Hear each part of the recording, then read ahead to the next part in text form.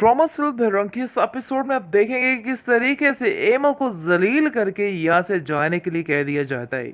लेकिन बेचारी देखा जाए तो एमल का भी कोई कसूर नहीं है।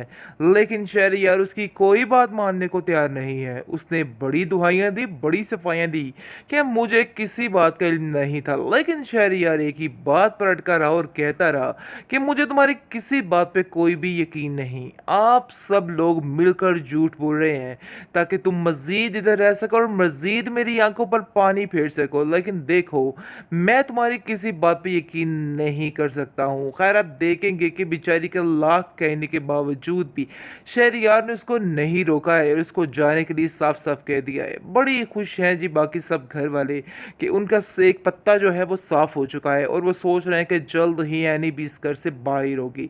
लेकिन दूसरी तरफ मामला कुछ संगीन हो गया है। इन लोगों की मिली जुली भगत ने हर चीज़ तबाह करके रख दी, क्योंकि वो तो चाहते ही ये थे ऐसा हो। क्योंकि जैसे ही एनी आती है और कहती है अपने माँ बाप से कि मुझे बहुत ज़्यादा दुख है अपनी बहन का, मैं अपनी बहन को ऐसे नहीं देख सकती।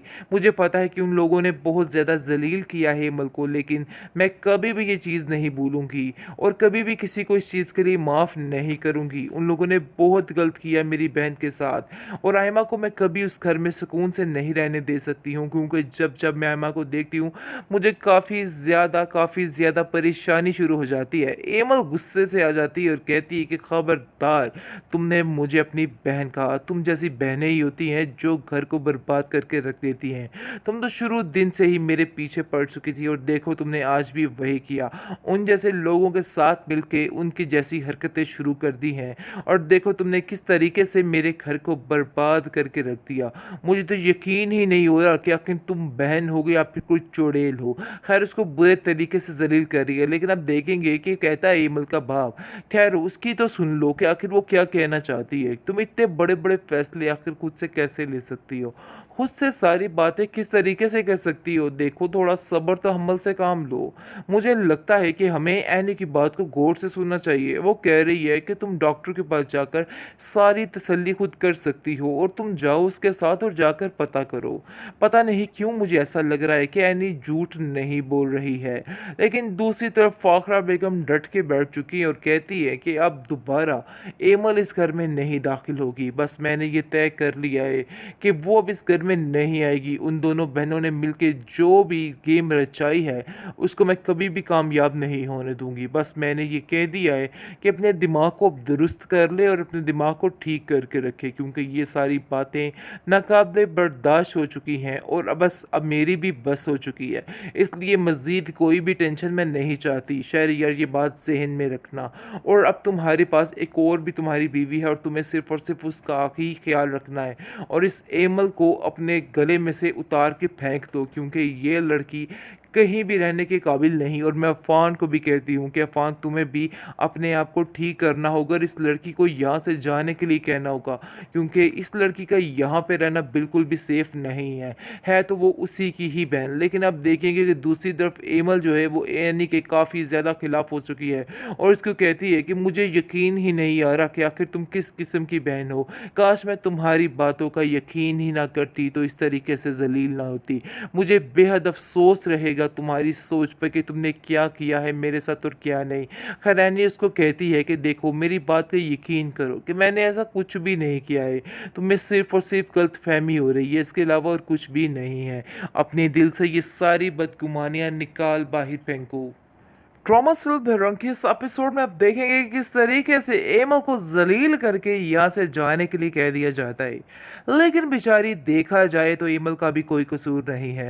लेकिन शहरयार उसकी कोई बात मानने को तैयार नहीं है। उसने बड़ी दुहाइयाँ दी, बड़ी सफाइयाँ दी कि मुझे किसी बात का इल्म नहीं था। लेकिन शहरयार एक ही बात पर अटका रहा और कहता रहा कि मुझे तुम्हारी किसी बात पे कोई भी यकीन नहीं। आप सब लोग मिलकर झूठ बोल रहे हैं ताकि तुम मज़ीद मज़ीद इधर रह सको और मज़ीद मेरी आँखों पर पानी फेर सको। लेकिन देखो, मैं तुम्हारी किसी बात पे यकीन नहीं कर सकता हूँ। ख़ैर, आप देखेंगे कि बेचारी का लाख कहने के बावजूद भी शहरयार ने उसको नहीं रोका है और उसको जाने के लिए साफ-साफ कह दिया है। बड़ी खुश हैं जी बाकी सब घर वाले कि उनका सेक पत्ता जो है वो साफ़ हो चुका है और वो सोच रहे हैं कि जल्द ही एनी भी इस घर से बाहर होगी।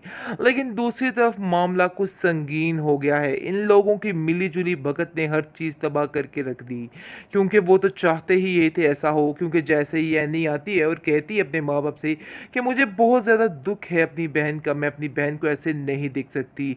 मुझे पता है कि उन लोगों ने बहुत ज़्यादा ज़लील किया है हेमल को, लेकिन मैं कभी भी ये चीज़ नहीं भूलूँगी और कभी भी किसी को इस चीज़ के लिए माफ़ नहीं करूँगी। उन लोगों ने बहुत गलत किया मेरी बहन के साथ और आयमा को मैं कभी उस घर में सुकून से नहीं रहने दे सकती हूँ, क्योंकि जब-जब मैं आयमा को देखती हूँ, मुझे काफ़ी ज़्यादा परेशानी शुरू हो जाती है। एमल गुस्से से आ जाती है और कहती है कि खबरदार, तुमने मुझे अपनी बहन कहा, तुम जैसी बहनें ही होती हैं जो घर को बर्बाद करके रख देती हैं। तुम तो शुरू दिन से ही मेरे पीछे पड़ चुकी थी और देखो तुमने आज भी वही किया। उन जैसे लोगों के साथ मिलके उनकी जैसी हरकतें शुरू कर दी हैं और देखो तुमने किस तरीके से मेरे घर को बर्बाद करके रख दिया। मुझे तो यकीन ही नहीं हो रहा कि आखिर तुम बहन हो या फिर कोई चुड़ैल हो। खैर, उसको बुरे तरीके से ज़लील कर रही है, लेकिन अब देखेंगे कि कहता है एमल का बाप। खैर, उसकी तो सुन लो कि आखिर वो क्या कहना चाहती है। तुम इतने बड़े-बड़े फैसले आखिर खुद से कैसे ले सकती हो? खुद से सारी बातें किस तरीके से कर सकती हो? देखो, थोड़ा सब्र तहम्मुल से काम लो। मुझे लगता है कि हमें ऐनी की बात को गौर से सुनना चाहिए। वो कह रही है कि तुम डॉक्टर के पास जाकर सारी तसल्ली खुद कर सकती हो और तुम जाओ उसके साथ और जाकर पता करो। पता नहीं क्यों मुझे ऐसा लग रहा है कि ऐनी झूठ नहीं बोल रही है। लेकिन दूसरी तरफ फ़ाखरा बेगम डट के बैठ चुकी है और कहती है कि अब दोबारा एमल इस घर में नहीं दाखिल होगी। बस मैंने ये तय कर लिया है कि वो अब इस घर में नहीं आएगी। उन दोनों बहनों ने मिलके जो भी गेम रचाई है, उसको मैं कभी भी कामयाब नहीं होने दूँगी। बस मैंने ये कह दिया है कि अपने दिमाग को अब दुरुस्त कर ले और अपने दिमाग को ठीक करके रखे, क्योंकि ये सारी बातें नाकाबिले बर्दाश्त हो चुकी हैं और अब मेरी भी बस हो चुकी है। इसलिए मज़ीद कोई भी टेंशन मैं नहीं चाहती। शहरयार, ये बात ज़हन में रखना। और अब तुम्हारे पास एक और भी तुम्हारी बीवी है और तुम्हें सिर्फ़ और सिर्फ़ उसका ही ख़्याल रखना है और इस एमल को अपने गले में से उतार के फेंक दो, क्योंकि ये लड़की कहीं भी रहने के काबिल नहीं। और मैं अफ़ान को भी कहती हूँ कि अफ़ान, तुम्हें भी अपने आप को ठीक करना होगा और इस लड़की को यहाँ से जाने के लिए कहना होगा, क्योंकि इस लड़की का यहाँ पे रहना बिल्कुल भी सेफ़ नहीं है तो वो उसी की ही बहन। लेकिन अब देखेंगे कि दूसरी तरफ एमल जो है वो एनी के काफ़ी ज़्यादा खिलाफ हो चुकी है और उसको कहती है कि मुझे यकीन ही नहीं आ रहा कि आखिर तुम किस किस्म की बहन हो। काश मैं तुम्हारी बातों का यकीन ही ना करती तो इस तरीके से जलील ना होती।